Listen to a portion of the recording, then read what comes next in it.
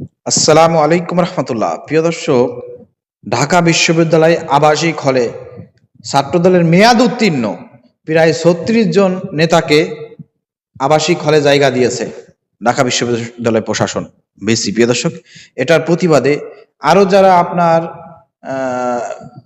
একেবারে যারা মানে রানিং যারা চলতেছে, তাদের মেয়াদ উত্তীর্ণ হয় নাই, এইসব লোকজন কিন্তু জায়গা পাচ্ছে না, হলে কিন্তু জায়গা পাচ্ছে না।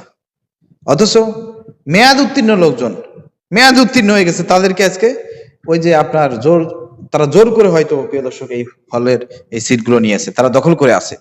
এর জন্য কিন্তু আজকে আপনারা দেখেছেন প্রিয় দর্শক, সেখানে ডাকসুর নেতৃবৃন্দ তারা কিন্তু ছাত্রদেরকে নিয়ে, শিক্ষার্থীদেরকে নিয়ে কিন্তু একটা আন্দোলন করেছে। সেখানে তাদের বক্তব্য কি ছিল, চলেন আমরা ভিডিও দেখে আসি। আবাসিক হলে আদু ভাই, আবাসিক হলে আদু ভাই, আবাসিক হলে আদু ভাই, সিট ছাড়া ক্লাস কেন, সিট ছাড়া ক্লাস কেন, সিট ছাড়া ক্লাস কেন, সিট ছাড়া ক্লাস কেন। প্রিয় দর্শক, আপনারা শুনলেন এই যে আবাসিক হলে এসব আদু ভাইদেরকে মূলত শিক্ষার্থীরা দেখতে চায় না। আমরা বুঝলাম না এই যে এসব আদু ভাইদেরকে কেন হলে জায়গা দেওয়া হলো। আজকে শুধুমাত্র ক্ষমতার জোরে তারা এই জায়গা পেয়েছে প্রিয় দর্শক, এবং দখল করে আছে। সাধারণ শিক্ষার্থীরা তারা হলে জায়গা পাচ্ছে না কেন? এসব মেয়াদ উত্তীর্ণ, বয়স হয়ে গিয়েছে, যাদের পড়ালেখার কোনো আপনার নাই, জাস্ট শুধুমাত্র পদ পদবি ধারণ করার জন্য তারা বারবার একই ক্লাসে বারবার রয়েছে, পাশ করতে পারে না। একজন 10 বছর 15 বছর হয়ে গেছে, আপনার অনার্স পাস করতে পারতেছে না। এত বড় আদু ভাই, এরা আবাসিক হলে গিয়ে বসে রয়েছে, দখল করে আছে, আর সাধারণ শিক্ষার্থীরা তারা আজকে জায়গা পাচ্ছে না। আমরা এটা তীব্র নিন্দা এবং প্রতিবাদ জানাই, এবং বলতে চাই এই দলীয়করণ এগুলো বাদ দিতে হবে। আজকে বিএনপি ক্ষমতায় বলে তারা যেভাবে খুশি সেভাবে আজকে হল দখল করে বসে থাকবে, এটা কিন্তু মেনে নেওয়া হবে না। এবং শিক্ষার্থীদেরকে বলবো, আপনারা সজাগ দৃষ্টি রাখেন, আন্দোলনে অংশগ্রহণ করেন, জোরদার আন্দোলন গড়ে তুলুন। কোনোভাবেই ছাত্রদল হোক আর যে দল হোক, এখানে কোনোভাবে ক্ষমতার জোর খাটিয়ে মেয়াদ উত্তীর্ণ লোকজন হল দখল করে বসে থাকতে পারবে না। এ বিষয়ে আপনারা সোচ্চার হন, দরকার হলে পারে তাদের বিরুদ্ধে মারাত্মক আন্দোলন গড়ে তোলেন, যাতে বিশ্ববিদ্যালয় ভিসি তারা বাধ্য হয় এদেরকে এখান থেকে তাড়িয়ে দিতে। প্রকৃতপক্ষে যারা পাওয়ার যোগ্য তাদেরকে এসব হলে বসাইতে হবে। আবার সিট বাণিজ্য শুরু হয়েছে, আমার মনে হয় দখলদারিত্ব শুরু হয়েছে।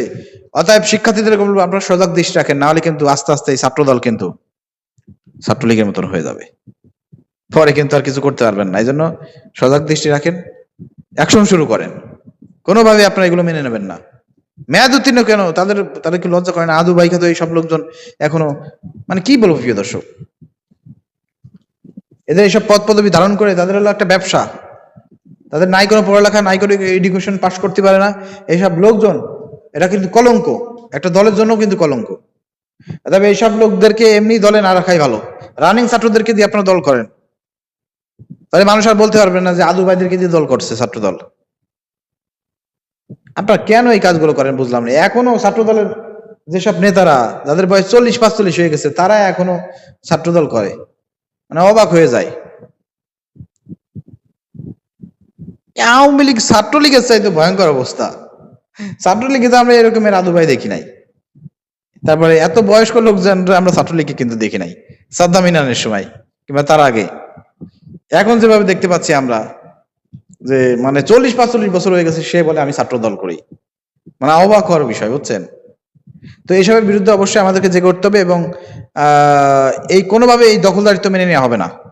ক্ষমতার জোর খাটিয়ে, সরকারের জোর খাটিয়ে আপনারা সিট দখল করে বসে থাকবেন, আর প্রকৃত যারা শিক্ষার্থী আছে তারা জায়গা পাবে না, সিট পাবে না, হলে জায়গা পাবে না, এটা কিন্তু মেনে নেওয়া যাবে না। এর বিরুদ্ধে আপনারা সবাই জেগে ওঠেন, সবাই প্রতিবাদ করেন, ভিডিও শেয়ার করে দেন।